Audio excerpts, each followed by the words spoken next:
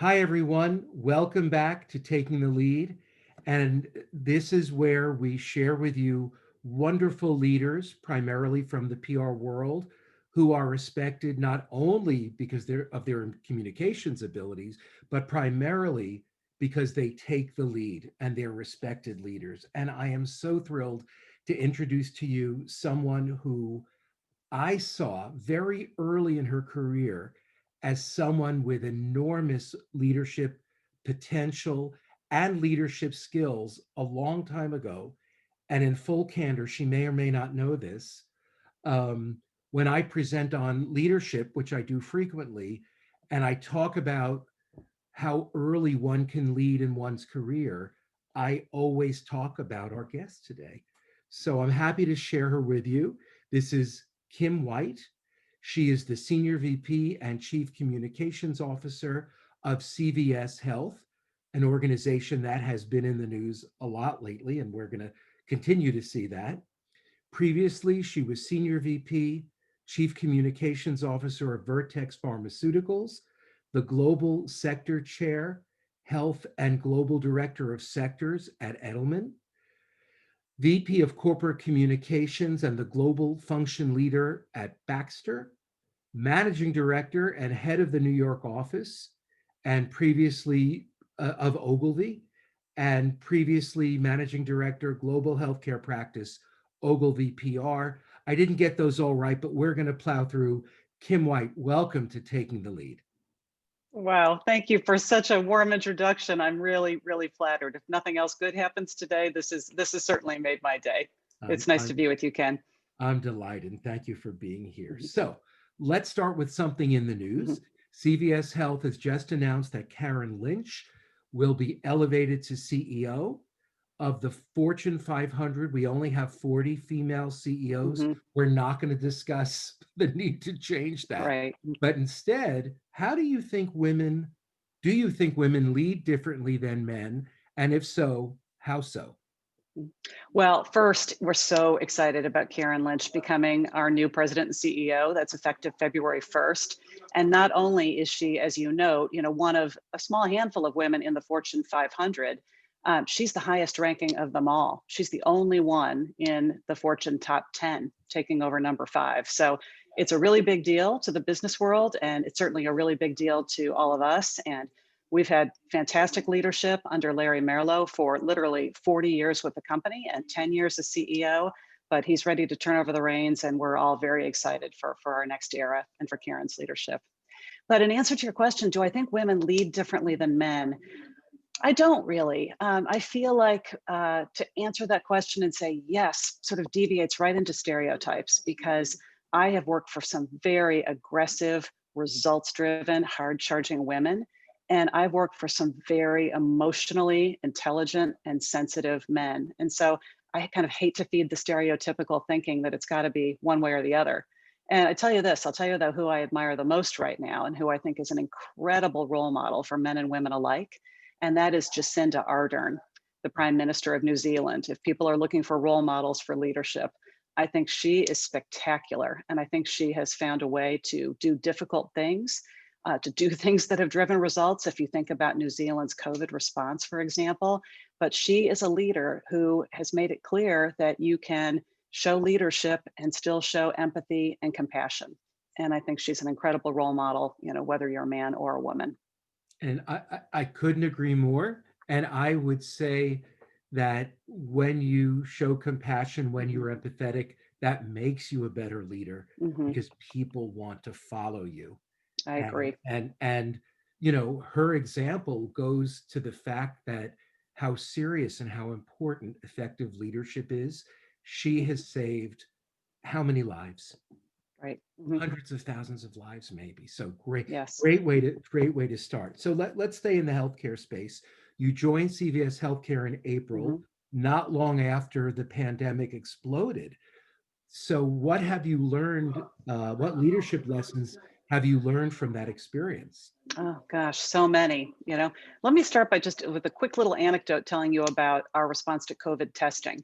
So CVS right now is doing 70% of all COVID testing at retail, which is pretty spectacular. And it all started in a parking lot in Shrewsbury, Massachusetts, way back in the spring. And that one super parking lot went to 5 other parking lots, and now literally, thousands of retail locations.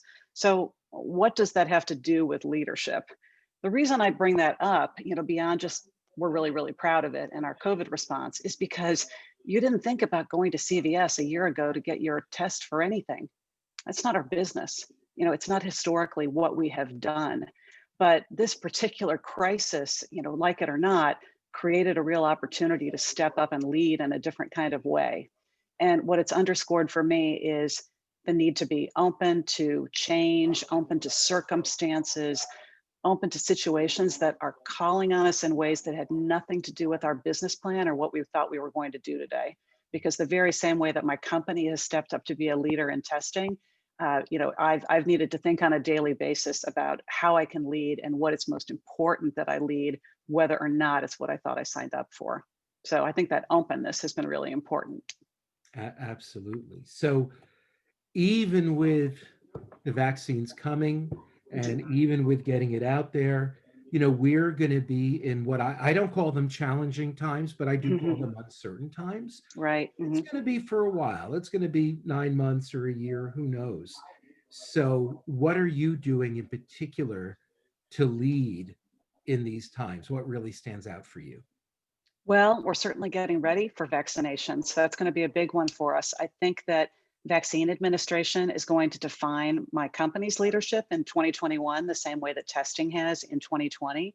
So I think, as your listeners probably know, the vaccine is going to be released in phases at the point in time when it's approved. It's going to go to healthcare workers first, and into long-term care facilities and more vulnerable populations before we get to, the regular consumer. But, that is certainly a place that we're looking to show the same leadership that we showed in testing. And we want to evolve our services and our capabilities to make sure that we can do the work that needs to be done. But what are you doing, you think, on a personal basis as a leader? Mhm. Well, as a leader, I can tell you that it is requiring an awful lot of flexibility. Our teams weren't set up necessarily to support some of these kinds of initiatives. We've had to think, about breaking down our own silos and how we come together to work in cross enterprise kinds of ways. Uh, Usually with a group of peers to figure out who's going to be in charge and who we're going to let lead that, because sometimes it isn't clear whose assignment things may be in such a big and diverse company. So that's certainly something that has played through in my team. I've also found that, in these particular times, I've got to be really, really careful and really tuned into listening for what is unspoken, because I recognize that people are stressed. And I really feel for the people who are, young parents in particular with young kids at home, or our urban dwellers, whether with young families or roommates. Working from home is a luxury for those of us who can kind of go off to, our home office. And I personally am sitting at my dining room table right now, but I have to recognize a bit when people are tuning out, and when they may be distant, and I've got to listen for what isn't spoken to make sure that I can really try to look after people and make sure that they get the flexibility and the support that they need. Because I know that for anybody working in the healthcare arena right now, and so many of us in general, it really feels like the work is never ending and Yeah, boundaries are more blurred than they used to be. certainly. So let's wrap with this question. Mhm. Tell us a bit about the leaders who've inspired you to Oh, greater I've leadership. had so many good ones. There's so many people who have had just a great influence on me. It starts with a woman named Jan Weiner, who was my boss at Burson and became our big client at Merck. That was a really defining part of life at Ogilvy for me and many others who learned so much from Jan. She's retired now in Pennsylvania, but I'd give her a big shout out. And I've had the privilege of working for some fantastic lawyers, some great general counsels who really get how communications can be used. Susan Lichtenstein at Baxter, Michael Perini at Vertex, and now my boss, Tom Moriarty, who's the general counsel and the head of external affairs and policy at CVS. They've been incredible. And others who have had a big influence on me include Ben Boyd, who's now at Lowe's. He's just recently made a move.